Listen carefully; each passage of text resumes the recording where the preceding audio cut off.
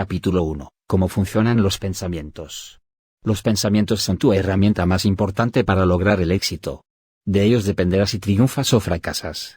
Los pensamientos que generas son responsables de las emociones que experimentas, y estas emociones son las que te hacen tomar las decisiones en tu vida. Entender esta noción tan simple y clara puede ser la semilla de un cambio extraordinario en tu mente. Sin embargo, es necesario explayar en el tema para comprenderlo en profundidad, pues aunque simple, no es fácil llevarlo a la práctica. Tu cerebro genera miles de pensamientos cada día. Estos pensamientos forman parte de tu interpretación de la realidad. ¿Qué significa esto? Que tus pensamientos son tu vínculo con la realidad. Esto les confiere una importancia absoluta y vital en tu vida. A pesar de esto, nadie nos enseña cuando somos pequeños a controlar el flujo de pensamientos que nuestra cabeza crea diariamente. Es por eso, que cuando llegamos a la adultez, ya no somos dueños de nuestros pensamientos, sino sus esclavos. Paul MacLean, un relevante neurocientífico norteamericano, determinó que existen 3 tipos de cerebros dentro de nuestra cabeza, cada uno, con diferentes funciones y objetivos. El cerebro reptil, el más primitivo, es el que regula los elementos básicos de supervivencia, y es por lo tanto instintivo y compulsivo. El cerebro paleomamífero es el que hace interactuar el cerebro reptil con el mundo externo, generando algunas emociones básicas como la atracción sexual, por ejemplo. Por último, el cerebro neomamífero o neocorteza, regula las emociones basadas en las interpretaciones del mundo inmediato. Es usual que utilicemos predominantemente el cerebro reptil. Esto es una desventaja, pues dejar que nos guíen nuestros pensamientos más primitivos solo puede significar que nos estancaremos siempre en el mismo lugar, tropezaremos con la misma piedra una y mil veces. ¿Y por qué? Porque más allá de nuestras necesidades básicas, los seres humanos tenemos que satisfacer nuestras necesidades emocionales, y a largo plazo, las espirituales también. ¿Qué significa esto? Que tenemos que hacer lo que queremos para sentirnos bien. Sería de mucha más utilidad usar la neocorteza, pues como veremos en el capítulo 4, el ser humano ha evolucionado desde la época de las cavernas y vivimos ahora en sociedades complejas en las que no basta tener agudos instintos para sobrevivir. En cambio, contamos con un abanico de emociones ampliamente desarrollado que nos permite interpretar el mundo a partir de nuestra experiencia. Pero utilizar nuestra mente a nuestro favor no es tarea fácil, primero hay que averiguar cómo actúa. La interpretación de la realidad es un concepto en apariencia complejo, pero muy aplicable a la realidad. Podríamos ponerlo de este modo: la realidad es neutra, lo subjetivo es nuestra interpretación de la misma. Es decir, no existe una realidad mísera y falta de oportunidades, somos nosotros los que elegimos verla así. ¿Es acaso nuestra culpa no poder ver el brillo de la vida real? No, por supuesto que no. Pero es nuestra responsabilidad romper con los preceptos que nos han enseñado, para alcanzar la mejor versión de nosotros mismos. A menudo actuamos de manera inconsciente, como programados en nuestra vida cotidiana. La rutina nos pone en un modo piloto automático, que nos impide observar con claridad nuestros pensamientos predominantes. Desligarnos de nuestros pensamientos puede hacernos caer en patrones de comportamiento indeseados, los cuales nos limitan. Estas limitaciones surgen del hecho de que no hay acción sin pensamiento. La prueba de la importancia de prestarle atención a los pensamientos es que si no lo hacemos, terminamos actuando para cumplir los deseos de otras personas, que sí tienen en claro lo que quieren. Somos generadores de pensamiento. Nuestros pensamientos son nuestra arma más poderosa, y no es casualidad que no se nos enseñe cómo utilizarlos a nuestra conveniencia. Quizás sería un caos si todos viviéramos impulsados por pensamientos potentes, dirigidos hacia nuestros objetivos. O quizás podríamos conseguir una sociedad más armónica, con cada uno de nosotros viviendo de acuerdo con nuestra propia voluntad. De todas formas, para conseguir la vida que queremos vivir debemos, en primer lugar, prestarle atención a lo que pensamos. Para lograr esto, debemos enfrentar antes que nada aquellos pensamientos que están enraizados en nuestras mentes. Aquellos que nos plantaron como semillas en nuestra cabeza y el tiempo no ha hecho otra cosa que echarles agua, hacerlos crecer. Esta es la parte más difícil del proceso, pero también la más importante. Primero, porque una vez que empecemos, seguir será solo cuestión de no dejarnos estar, de no perder lo que hemos logrado. Y aunque esto no es poca cosa, y se hablará más adelante, la clave es conseguir el cambio inicial. Como decíamos, enfrentar nuestros pensamientos más recurrentes y enquistados es la clave para una mente más sana y por lo tanto, una vida más satisfactoria. Es profundamente liberador, y por esa misma razón genera tanto miedo y muchas personas prefieren continuar con la mediocridad. La libertad asusta, porque es un signo de madurez, porque implica responsabilidad. La pregunta entonces es, ¿prefieres la responsabilidad de actuar bajo tus propias reglas, o la responsabilidad prestada de perseguir los sueños de otros? Seguro que es más cómodo optar por la segunda, pero los pensamientos que reprimimos aparecen tarde o temprano en nuestras vidas, y la segunda vez no golpean la puerta antes de entrar. Decidir libremente el rumbo de nuestras vidas es algo que todos deberíamos lograr para ser felices. Es un paso crucial, un salto que hacernos por nuestra cuenta solamente, guiándonos por nuestra corazonada y la de nadie más. Porque nadie puede ser feliz si sus decisiones las están tomando sus padres, su pareja, su jefe. Por supuesto, no es tan fácil como suena. Para saber qué es lo que queremos no basta con seguir nuestros impulsos. Necesitamos, antes de actuar, pensar, y justamente es lo que estamos aprendiendo a hacer en este libro. Hay muchas formas de pensar, y como veremos en el capítulo 5, según el mentor que elijamos aprenderemos una u otra forma. Pero todas tienen el mismo objetivo, pulir nuestros actos, hacerlos más certeros, lograr que nuestra mente y nuestras acciones estén en consonancia. Un consejo, valioso como el oro, es empezar a escribir. La importancia de la escritura en el proceso de pensar es similar a la de las piernas al caminar.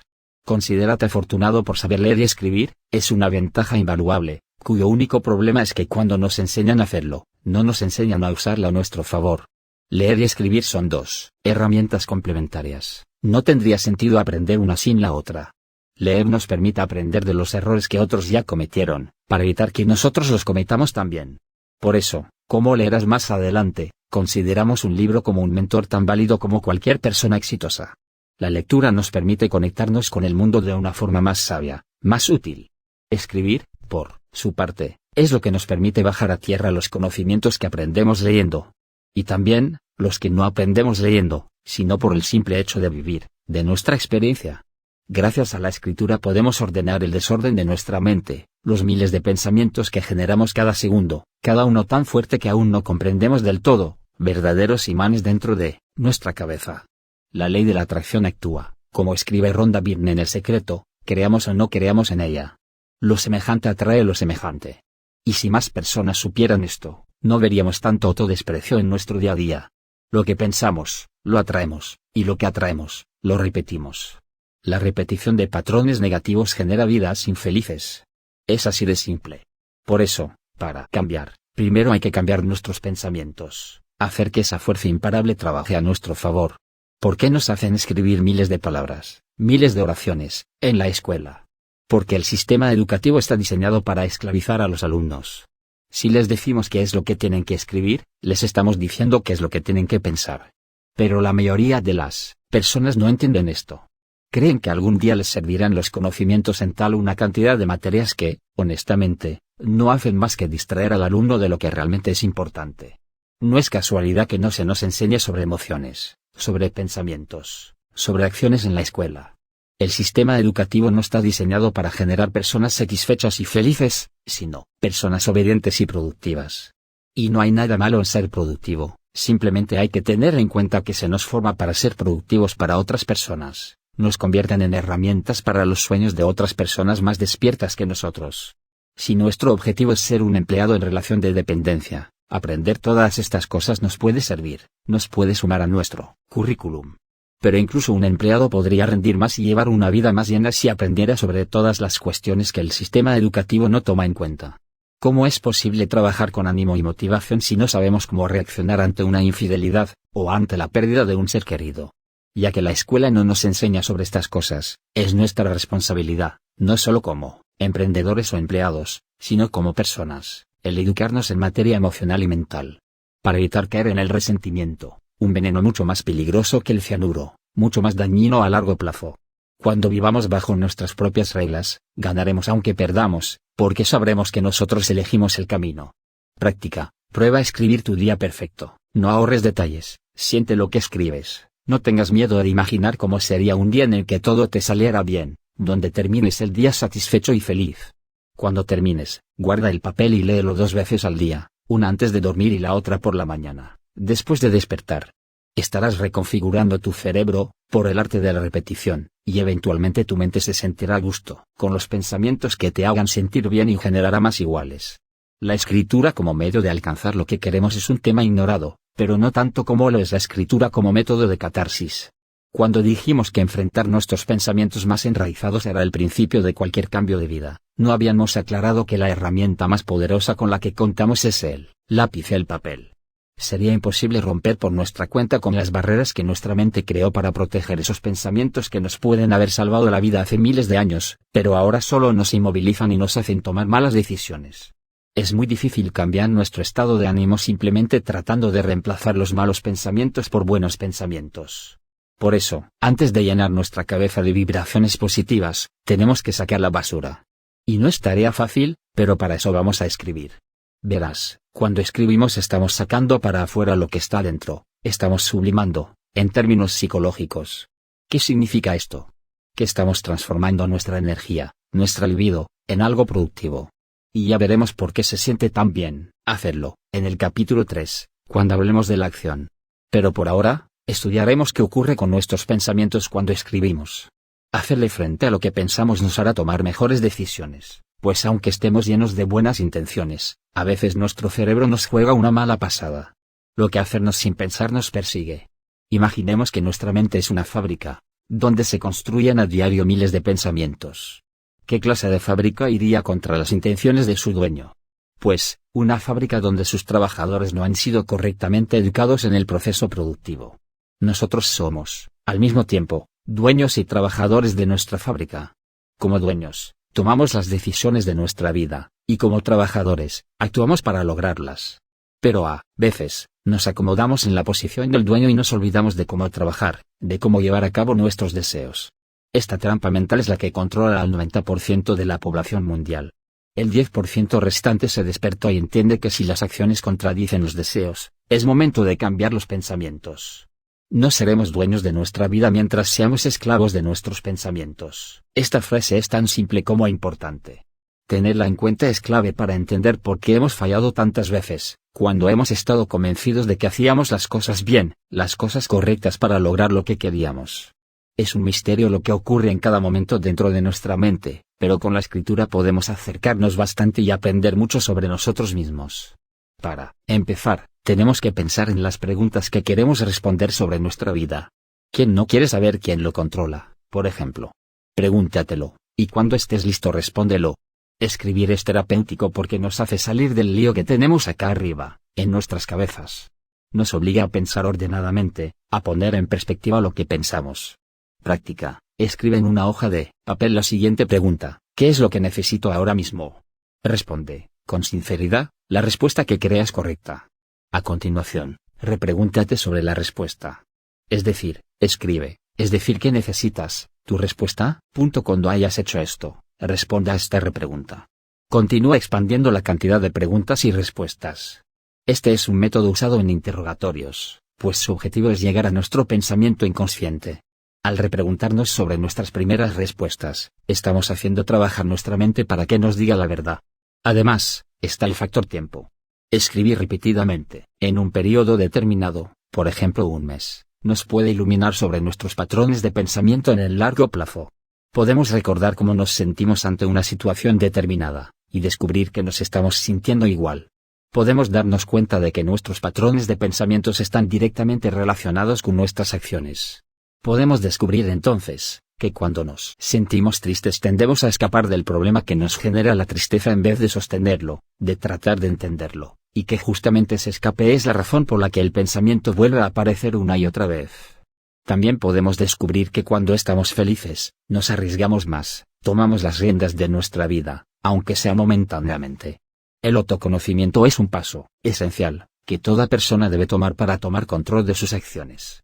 Podemos fingir ser un personaje durante un tiempo, pero si no nos conocemos, el mundo nos pasará por encima. La gente se da cuenta cuando una persona está actuando por imitación o cuando está guiada por algo más profundo. Las acciones que toman las personas inseguras terminan siendo puro humo, las palabras terminan reemplazando las acciones y esto lleva a periodos de tristeza y decepción.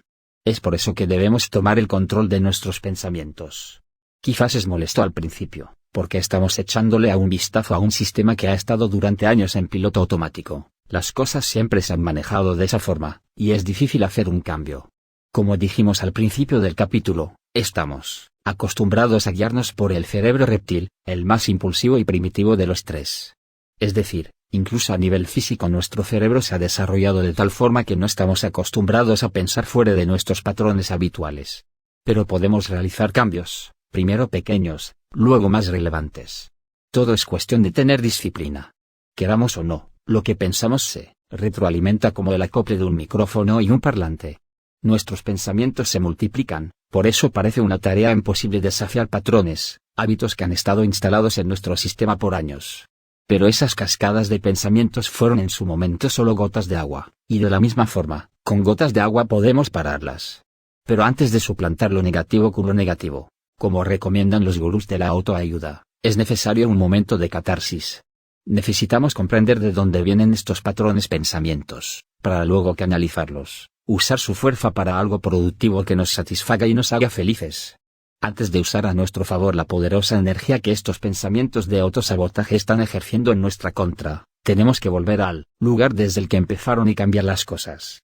Es, hasta cierto punto, como volver en el tiempo. Menos divertido, quizás, que en las películas, pero seguro que mucho más fructífero. Volvemos al lugar en el que nos dañaron, en el que fallamos, por complicado que parezca, y aceptamos cómo nos influenció. Muchas veces el problema que nos está controlando es mucho más pequeño de lo que pensamos, pero el hecho de no aceptarlo lo hace más grande, más poderoso. Es que, como veremos en el capítulo 6, sobre los errores nos han dicho muchas cosas. Nos han sacado la posibilidad de fallar, lo que hace que cuando fallamos no reconozcamos qué es lo que lo causó, y por lo tanto estamos condenados a repetir el mismo error una y otra vez. Debemos ir contra nuestro orgullo para liberarnos, debemos romper con el río de pensamientos negativos que generó nuestra ruptura, la pérdida del trabajo, ese examen desaprobado, la muerte de aquel ser querido. Pero primero, tenemos que aceptar que el río existe. Cuando hayamos logrado esta tarea, estaremos listos para hacer actuar a nuestro favor la corriente. Seremos libres, o al menos sabremos con certeza quién o qué es nuestro amo. La catarsis rompe con la línea recta que es nuestra vida, la mueve, la desordena para bien. Nos despertamos, y aunque es doloroso, es ir hacia adelante, y solo yendo hacia adelante haremos nuestro propio camino. La madurez que requiere tal decisión es prueba suficiente de que estamos listos para despertar. El siguiente paso, luego de escribir nuestros demonios y hacerles frente, es fijar nuestro rumbo, ahora que somos libres. Como ves, no es tan sencillo como quererlo, tenemos que saber cómo obtenerlo también.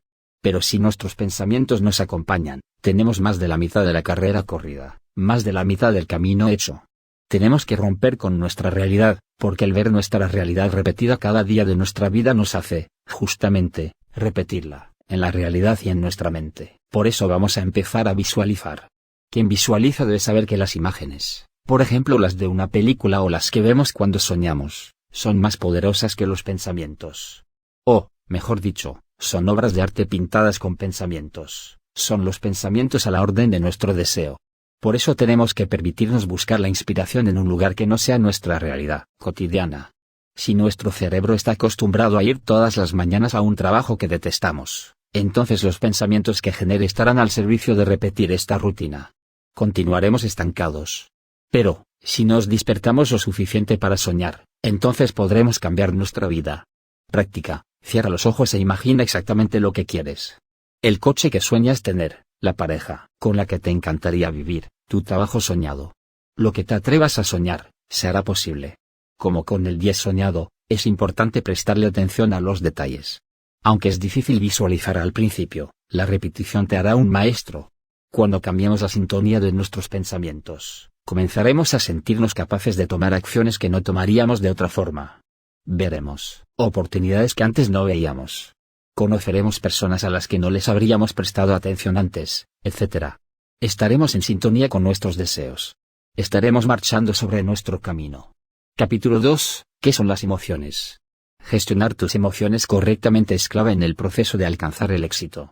Si no controlas tus emociones, será muy difícil de que consigas lo que quieres. Entonces, ¿qué significa gestionar?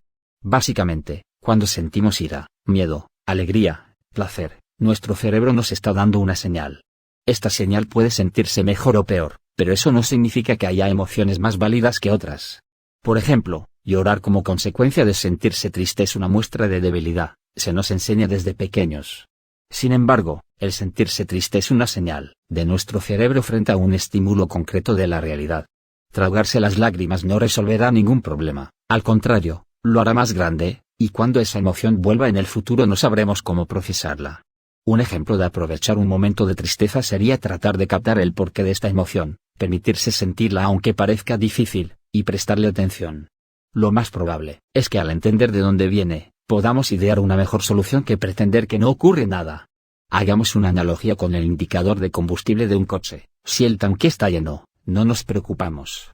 Si el tanque está usando los últimos litros de gasolina estamos en problemas, entonces vamos a una estación de servicio y lo cargamos. Con las emociones ocurre algo similar, son los indicadores de nuestra vida. Si ignoráramos el tanque, nos estancaríamos. Si no escuchamos lo que nos dicen las emociones, también nos estancamos. Comprender este concepto a menudo ignorado es la clave para vivir una vida más satisfactoria y plena, y por lo tanto en el largo plazo tomar mejores decisiones. Entonces, sabiendo que nuestras emociones no son más que indicadores de nuestra percepción de la realidad, estamos en condiciones de utilizarlas para mejorar nuestra vida. A partir de este momento, no necesitaremos escondernos de las reacciones de nuestra mente, y por lo tanto nuestros pensamientos se agudizarán, serán más exactos, más útiles. El secreto del éxito es saber utilizar la energía disponible de la mejor manera posible. Con frecuencia caemos en los mismos hábitos a pesar de que queremos cambiarlos. Volver a fumar después de un par de meses de no hacerlo, y regresar con una pareja con la que las cosas no funcionaron, son todos síntomas de la misma enfermedad, el analfabetismo emocional. Olvidamos las cosas que nos causaban dolor y volvemos a intentar ir en la misma dirección para conseguir un resultado diferente, simplemente porque no sabemos cómo leer nuestras emociones. La realidad es que muchas veces nuestras emociones no son más que manifestaciones de pensamientos profundos e ignorados. Por ejemplo, podemos sentirnos tristes cuando escuchamos una canción, porque nos hace acordar a una persona que nos lastimó, o a una situación desagradable que nos tocó vivir. O incluso caminar por un lugar específico puede activar en nosotros emociones tan diversas, como dolor, alegría o miedo. ¿Por qué reaccionamos así ante estímulos aparentemente neutrales? Bueno, se lo debemos a nuestro instinto más primitivo, controlado por nuestro cerebro reptil. Debemos actuar para cambiar estas reacciones, lo cual no es fácil. A menudo hay pensamientos que están guardados en lugares tan profundos de nuestra mente que ni siquiera sabemos que están ahí. Es por esa razón que tenemos que aprender a controlar nuestros pensamientos. Las emociones no son más que respuestas a los pensamientos. Si lo pensamos, de hecho cuando reaccionamos frente a un peligro no reaccionamos frente a la situación en sí sino al pensamiento que la situación genera. Por ejemplo, si estamos en el coche y se nos cruza un perro, podemos tomar distintas acciones dependiendo del pensamiento que genere la situación. Si estamos demasiado cerca, nuestro cerebro puede gritarnos dos pensamientos. 1. Perro enfrente, no hay maniobra posible, seguir de largo. Otro, perro enfrente, tratar de esquivarlo. Si estamos a una distancia razonable, se puede generar otro, perro a unos metros, frenar inmediatamente. Todos estos pensamientos generan acciones, reacciones, que tendrán consecuencia. Arrollar al perro puede ser extremo, pero si la situación lo precisa nos puede salvar la vida. Esquivarlo puede salvar la vida de ambos, o hacernos chocar contra un árbol u otra persona o coche. Por último, detenernos puede evitar empeorar la situación, pero si otro coche conducía justo detrás nuestro puede generar un accidente de tránsito. En cualquiera de los casos, el miedo, la emoción predominante en este tipo de situaciones, fue causada por un pensamiento, y esta emoción generó una acción. Podríamos pensar un caso menos extremo, como puede ser el conseguir pareja. Este es un terreno donde no se puede excluir a las emociones. La otra persona o nos gusta o no, no hay punto intermedio. Pero, ¿qué causa estas atracciones? Si estamos en una buena situación personal, si nos gusta nuestra vida, es probable que inconscientemente estemos buscando una pareja para compartir nuestra felicidad. Buscaremos una persona que nos haga sentir bien, que le importe nuestros proyectos, nuestros deseos.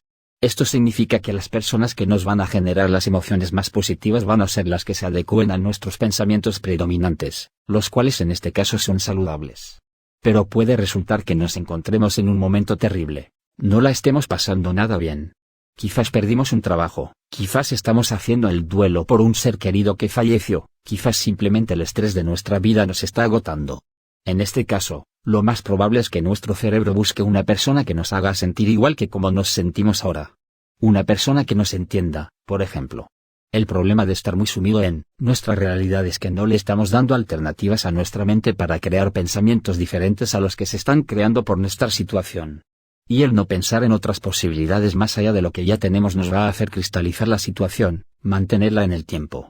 Es así, que si nos estamos sintiendo poco, si estamos pensando todo el tiempo en lo que no tenemos, lo que nos falta, nuestros fallos, no es más que natural que cuando encontremos una persona que encaje en este sombrío rompecabezas, nuestro cerebro nos diga que es la pareja adecuada. Porque tendemos a repetir lo que vemos. Entonces si nos sentimos mal, buscaremos compañías que nos hagan sentir igual de mal o peor también. Este es el secreto de las personas que simplemente parecen tener mala suerte. No, existe tal cosa como la mala suerte. Nuestra interpretación de la realidad nos hace atraer realidades semejantes, complementos para lo que vemos como la situación predominante. Pero podemos cambiar estos patrones. Si nos encontramos en un momento difícil, lo más posible es que durante mucho tiempo hayamos dejado que las cosas nos pasaran en vez de ir a buscarlas. Esto no aplica en todos los casos. La muerte de un familiar no es culpa de nadie, pero sabotear un proyecto lo es, alejarse de tus amigos lo es, desaprobar un examen lo es. Por eso es crucial entender que somos capitanes de nuestra nave, solo nosotros podemos elegir lo que nos pasa.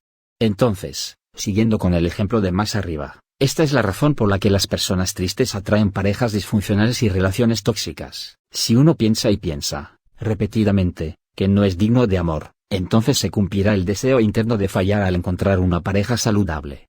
Si, al contrario, cambiamos nuestros pensamientos predominantes para valorarnos como se debe, entonces empezaremos a encontrarnos atraídos a personas que quieren nuestro bienestar. Es decir, no estamos condenados a buscar dañarnos. Querer fumar, cigarrillos y tomar alcohol son formas de lidiar con la ansiedad, formas negativas que aprendimos imitando a nuestros amigos, nuestros padres o a los personajes de las películas. De la misma forma, podríamos programar nuestro cerebro para que cuando se sienta agotado no busque destruirse aún más, sino hacer algo positivo como meditar o dar un paseo por el parque. Obviamente, ¿esto es difícil? No, es tarea de un solo día. Nuestra mente tardó años en aprender los hábitos que está repitiendo a diario, entonces no es cuestión de cambiar nuestros pensamientos predominantes un par de días y esperar el cambio. Este cambio tiene que venir de adentro, de una parte profunda de nosotros mismas que realmente busca lo mejor para nosotros, ser la mejor versión de nosotros mismos. Y encontrar esa luz no es fácil, sobre todo cuando estamos rodeados de tinieblas. Pero se puede. Y creer que se puede es el primer paso para lograrlo. Arreglar nuestros asuntos pendientes se convierte, entonces, en una tarea fundamental en nuestro camino al éxito. Tomar responsabilidades puede parecer arduo, y esto es porque estamos diseñados para ir por lo fácil, lo cómodo. Pero lo cómodo es peligroso, lo cómodo nos adormece y nos hace olvidar lo que queremos. Vivir una vida que no es la nuestra, que no se juega por nuestras propias reglas, puede ser un problema mucho más grave que simplemente salir un poco de la zona de confort. Además, notaremos cuando hayamos hecho el cambio que nuestra libertad es mucho más valiosa que nuestra comodidad. Porque la comodidad la podemos lograr siendo libres, de hecho es en parte la razón por la que deberíamos tratar de serlo. Pero no podemos ser libres si estamos cómodos con las condiciones que nos pusieron, con la vida que nos dieron para vivir, la escuela, nuestros padres, nuestros pares. Y cuando nuestros pensamientos empiecen a cambiar, se activará un mecanismo interno, una herramienta que no sabíamos que teníamos. Y este mecanismo nos llevará a tomar mejores decisiones, empezará a retroalimentar los pensamientos saludables y con tiempo, nos sacará del pozo en el que nos encontramos hundidos. Dentro de un tiempo, no será tan difícil como lo fue empezar. Mantener el progreso requiere de disciplina, pero es imposible si no realizamos primero el cambio. Es como un juego. Si no sabemos el objetivo del juego, es muy difícil que ganemos. Necesitamos saber las reglas, y sabiéndolas, los estímulos que tengamos cambiarán. Si queremos llegar a correr 10 kilómetros, entonces nos sentiremos felices cuando nos pongamos manos a la obra y empecemos a correr. Si no queremos correr, entonces hacerlo se sentirá como una molestia. Nuestro objetivo determina el camino, y el camino es donde estaremos la mayor parte del tiempo. Por eso es que hay que disfrutarlo. El solo hecho de saber hacia dónde vamos nos pone en una ventaja frente al resto de la gente. La mayoría de las personas no sabe lo que quiere, y ese es un problema serio, porque terminará actuando para el beneficio de otras personas. Cuando tenemos en claro nuestro objetivo, cuando sabemos lo que queremos, entonces las energías a nuestro favor aparecerán como por arte de magia. Conoceremos nuevas personas y surgirán nuevas oportunidades. Nuestra mente estará haciéndonos el trabajo en piloto automático, así como antes nos hacía sufrir en piloto automático. Nos sentiremos más seguros, también, porque quién sabe a dónde va muestra más decisión que quien está perdido. Es así de fácil. Pero primero hay que cambiar los pensamientos, para que las emociones se conviertan en una guía razonable. Sí, siempre que decidimos emprender nuestro nuevo negocio nos ponemos melancólicos y pensamos en el paso del tiempo y cómo nos alejaremos de nuestros padres y amigos, entonces primero hay que resolver el problema que este pensamiento nos está generando. Porque las emociones nos indicarán si estamos yendo en la dirección correcta o no, pero primero tenemos que dejar muy en claro cuál es el objetivo, para que esta brújula no nos falle. De alguna forma, las emociones son el camino. Sin ellas, estamos distraídos, sin rumbo. Con ellas a nuestro favor, somos invencibles. Capítulo 3. ¿Qué es la acción? La acción es el puente entre el mundo interior y el mundo exterior. A menudo nos encontramos con que la acción es recompensada, tanto en los deportes, como en el ámbito académico y laboral. Al mundo le gustan las personas activas. Sin embargo, es mucho menos común el estudio de cómo se generan estas acciones. En este capítulo te enseñaré a actuar con inteligencia, comprendiendo cómo los pensamientos, las emociones y la acción son parte del mismo camino. El camino hacia el éxito. La acción es el paso definitivo en nuestro camino, el salto de la teoría a la práctica, la aplicación de los conceptos que aprendiste.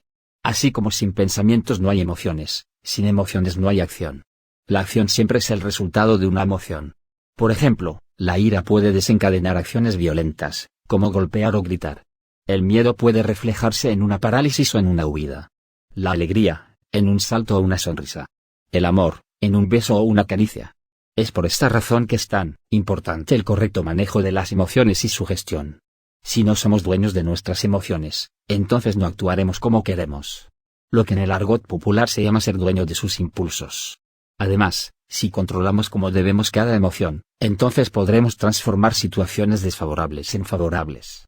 Esto ocurre porque, como dice la física, la energía no se crea ni se destruye, solo se transforma. Permitirse sentir tristeza o miedo nos permite utilizar esa energía en algo diferente. Canalizar, sería el término adecuado. Un proyecto no tiene por qué nutrirse nada más de esperanzas y alegrías. La frustración puede ser el motor de una empresa en un momento difícil. Una traición puede hacernos emprender un proyecto que no nos hubiéramos animado a emprender en una situación normal. La acción es como un motor cuyo combustible es la emoción. Si dejamos de sentir, entonces nos quedamos estancados. Actuar no tiene que ver con tener las circunstancias perfectas dadas para hacerlo.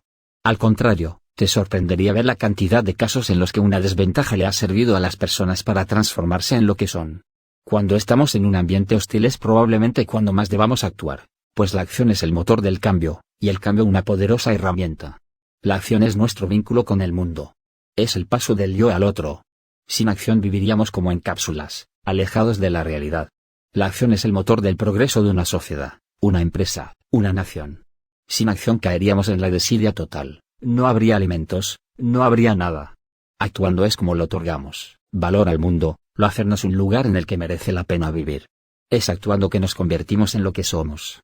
La acción es nuestra única nave para salir y experimentar el afuera, la realidad.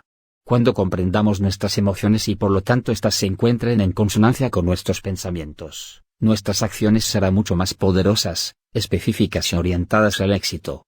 ¿Qué significa esto? Que cuando sepamos lo que queramos, iremos hacia ello sin ningún obstáculo interno. Esto nos ahorrará tiempo y energía, los cuales invertiremos en conseguir nuestros deseos. Estar activo significa cumplir nuestros deseos a través de la acción. El pensamiento es el motor de toda acción, pero para que se materialice debemos tener en cuenta factores que no son necesarios a la hora de pensar o sentir. ¿Cuáles son las diferencias entre estas tres cosas? Los pensamientos son voluntarios, aunque nuestra mente esté en modo piloto automático. Las emociones no lo son, pero cambiando nuestros pensamientos podemos obtener distintas emociones ante el mismo estímulo. La acción está en un plano aparte, porque implica exteriorizar lo que ya venía pasando en nuestra mente. Aunque hacer un plan es difícil, tomar acción puede parecer una tarea imposible si no estamos acostumbrados a actuar según nuestros propios deseos. Es por esto que hay que considerar lo que ocurre cuando decidimos desviarnos del camino que nos han hecho tomar y optar por el nuestro propio. Primero, habrá un choque con la realidad externa. La realidad interna es como interpretamos el afuera. La realidad externa es el afuera. Son las personas con las que convivimos, con las que trabajamos, con las que discutimos o las que amamos. En el estado de las cosas en el que te encuentras ahora mismo, hay algunas de estas personas que estarán más o menos incómodas, pero si no te sientes a gusto con tu vida, lo más probable es que las personas que te rodean no estén tomando en cuenta tus deseos por esta misma razón. Cuando decidas tomar acción a tu favor, escucharte a ti mismo y hacerte caso, habrá reacciones de lo más variadas en tu entorno. Por desgracia, las personas que más influencia ejercen sobre ti se enfadarán, porque si tienen control sobre tu vida y tu vida no es satisfactoria, entonces la razón de tu sufrimiento se debe en parte a la voluntad de estas personas. Pueden estar satisfaciendo su propio interés personal a costa tuyo, o quizás están tan perdidos como tú y no quieren que las cosas cambien por miedo. De cualquier manera, es un paso clave en cualquier persona que quiere emprender su propio camino, seguir su deseo, hacer frente a estas personas. Por supuesto, el status quo puede estar favoreciéndote a ti también en cuestiones de las que no eres completamente consciente. Por ejemplo, vivir con tus padres puede ser un problema para ti, pero cuando tomes acción tienes que asegurarte de que podrás suplir su apoyo de alguna forma. Siguiendo el ejemplo, no es fácil vivir solo. Hay muchas cosas que tener en cuenta: lavar la ropa, los platos, tener la casa en orden, pagar el alquiler. El afuera es como es por una razón, y la mejor forma de enfrentarlo es comprenderlo. Entender que la persona que te controla está en una posición de poder respecto a ti porque tiene algo que tú no tienes es un paso importante para conseguir satisfacer esta carencia. El poder que otros ejercen sobre nosotros muchas veces no es tan simple como creemos. Puede haber más de una motivación para que la persona actúe de esa forma. Podemos haber caído en una trampa o manipulación, puede ser simplemente que no está habiendo la comunicación adecuada. Es importante prestar atención a estas cosas porque de no hacerlo caeremos en conductas impulsivas. Pensar antes de hacer es lo que queremos enseñarte a través de este libro. Si no conocemos en profundidad el afuera que queremos cambiar, el status quo del cual queremos salir, va a ser muy complicado, pues aunque estemos muy convencidos por dentro, a veces la realidad puede golpearnos duro. Es por esto que es importante a la hora de tomar acción prestarle atención a dos cosas: el tiempo y la intensidad. El tiempo, timing, es esencial a la hora de actuar. Significa tomar acción en el momento preciso, ni antes ni después. Es importante tenerlo en cuenta porque nuestra energía podría ser desperdiciada si la aplicamos en un momento que no nos favorece. En cambio, si aprendemos a actuar en el momento adecuado, ahorraremos energía y, justamente, tiempo. La intensidad es la otra cuestión a la que debemos prestar atención. La acción no siempre es intensa. Hay veces en las que es mejor actuar sutilmente para conseguir lo que queremos. Hay veces en las que ocultar nuestros verdaderos objetivos es necesario para que las personas negativas a nuestro alrededor no nos puedan hundir. Actuar no tiene por qué ser necesariamente dejarlo todo ir por nuestro deseo. Puede ser un proceso, un cambio gradual que nos permita conseguir lo que queremos en el largo plazo. Pero también hay momentos en los que se necesita acción. Acción como en las películas, acción como si estuviéramos en la guerra y tuviéramos que conseguir lo que queremos. En algunas circunstancias, la espera y la sutileza no tienen lugar. Son los momentos más cruciales, donde tenemos que poner toda la carne al asador. Y es justamente la correcta administración de nuestra energía lo que nos permitirá estar lúcidos cuando estas oportunidades se presenten. La acción que surge de nuestra pasión, de nuestra voluntad o propia decisión, es infinitamente más poderosa que la que nace del miedo o la tristeza. Los pensamientos tienen frecuencias más o menos fuertes, dependiendo de la emoción esencial que los genera. Aunque parezca difícil de creer, es más difícil caer en una depresión que vivir una vida plena. Esto es porque para deprimirse, primero debemos haber alimentado durante mucho tiempo nuestro cerebro con pensamientos negativos y de autodesprecio. La mente humana no está diseñada para este tipo de pensamientos, porque no generan acción, y la acción es la razón por la que estamos vivos. Generalmente, estos pensamientos se vuelven poderosos por acción de nuestro entorno. Es decir, habitualmente son las personas a nuestro alrededor las que nos hunden, aunque confiemos en ellas y no dudemos de su buena amistad. Sutilezas en las conversaciones, maltratos, invisibles para un tercero pero que se sienten cuando estás dentro de una relación, estos detalles nos condicionan. Nos hacen sentir menos. Y es por esta razón que es difícil salir del pozo a veces. A veces, las personas que nos rodean no quieren que salgamos del pozo. Pero podemos cambiar nuestros pensamientos más allá de que esto nos genere una situación desagradable con la persona que está ejerciendo su voluntad contra nosotros. Después de todo, si sabemos en lo más profundo de nosotros que no nos hace bien, ¿por qué seguimos tolerando su compañía? Es en estas ocasiones cuando la acción debe ser sutil, debemos fortalecernos antes de actuar porque hay personas que no quieren vernos brillar. Debemos estar seguros de lo que queremos ser, debemos trabajar en nuestro proyecto en silencio. No podemos dejar que las energías negativas interfieran en nuestro proceso de autoconocimiento y por lo tanto en nuestro camino al éxito. Y entonces es cuando recordamos que los pensamientos que surgen de la pasión son más poderosos que los que surgen del miedo. La frecuencia de un pensamiento que nos lleva a la acción naturalmente es más potente que aquel que nos limita. Esto es, naturaleza humana, no vinimos aquí a hacer nada. El mundo, más allá de que nuestro afuera particular puede ser problemático, recompensa la acción, y aún más la acción genuina, que surge del amor, la gratitud o la pasión. Estas tres últimas cosas son las que generan los pensamientos más potentes y con más probabilidades de lograr el éxito. El amor y la pasión nos conectan con nuestro deseo más profundo, aquello que necesitamos hacer para sentirnos realizados. La gratitud es la recompensa que damos por nuestra buena fortuna. Ambas pueden ser ejercitadas, pero es más probable que necesitemos trabajar en nuestra gratitud para cambiar nuestra mente. La gratitud es un sentimiento poderoso, que a menudo pasamos por alto por considerar que no nos beneficia personalmente. Pero en realidad, tenemos mucho por lo que agradecer. El hecho de estar vivos, por ejemplo. La salud, propia o de nuestra familia y seres queridos. Tener un techo bajo el cual dormir y una ducha de agua caliente todos los días. Poder comer las 3 comidas del día.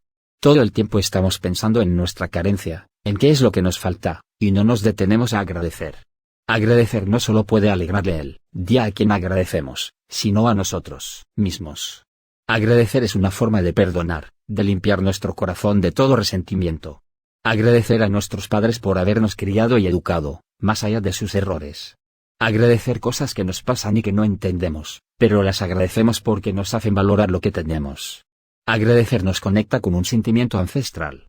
Nos llena de energía porque el hecho de estar todo el tiempo pidiendo más es desgastante. La gratitud nos hace sentir a pleno el momento presente. Es una forma de meditación, si lo pensamos. Si sabemos agradecer nuestro ahora, podremos pensar nuestro futuro libre de sentimientos que nos hundan como la venganza o el despecho. Además, agradecer es un remedio para la ansiedad. Las personas ansiosas están todo el tiempo llenando su cabeza de cosas para hacer porque no pueden soportar el presente. Empezar a dar las gracias por el simple hecho de despertar cada mañana nos hace reprogramar nuestro cerebro para ser personas más positivas y tranquilas. En esta sintonía, será más sencillo para nosotros descubrir qué es lo que realmente queremos, pues ya no estaremos aturdidos por el ahora. Estaremos en sintonía con lo que nos rodea, y esto nos ahorrará muchos actos impulsivos. Práctica: escribe en una hoja de papel 3 cosas por las que estés agradecido. Pueden ser personas, puede ser un bien material, puede ser un sentimiento que estés experimentando. Trata de visualizar estas cosas, prestando atención a lo que sientes. Te llenará de energía cambiar los pensamientos negativos de tu cabeza por unos de gratitud. Repite este ejercicio todos los días al despertarte y revisa el papel antes de dormir. Capítulo 4. ¿Para qué nos sirve el miedo? El miedo, como cualquier emoción, es una herramienta que nuestra mente nos brinda para comprender el mundo real. Hemos decidido dedicarle un capítulo en sí mismo a esta emoción, pues comprender el miedo quizás es el paso más importante para tomar acción.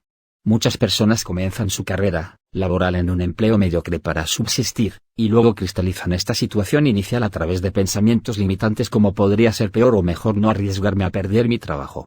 La pieza fundamental que moldea todas estas inconvenientes creencias es el miedo.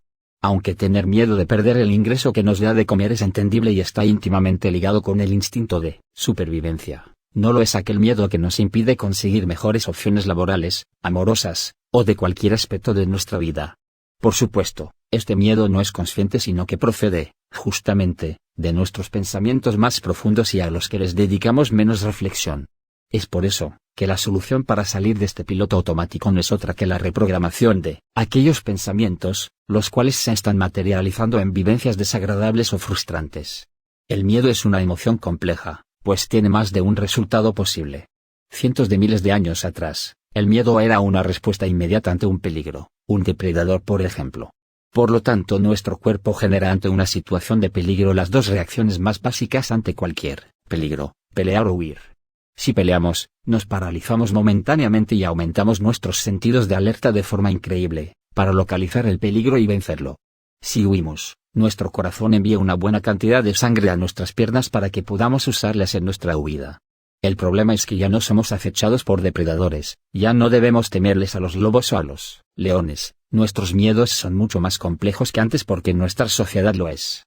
El ser humano primitivo vivía en el día a día, no existía el mediano y largo plazo. Entonces las reacciones químicas que ocurrían en su cerebro sí servían para superar este tipo de dificultades. Es mucho más difícil aplicar estas ayudas de nuestro sistema nervioso cuando los problemas a considerar tienen que ver con nuestros ingresos, o con realizarnos como personas. Estas cosas son mucho más abstractas que un león o un tigre y sin embargo son de vital importancia en el mundo moderno. Si no les prestamos atención, entonces viviremos una existencia plana y miserable. Entonces, ¿cómo evolucionaron estos mecanismos tan correctos hace miles de años hasta el día de hoy? Poco y nada, a decir verdad. Nuestro cerebro no evolucionó al mismo ritmo que la sociedad en la que vivimos. Entonces tenemos un problema. Ante situaciones complejas contamos nada más que con nuestros instintos más básicos de supervivencia. Y ahí surge un detestable efecto secundario del miedo,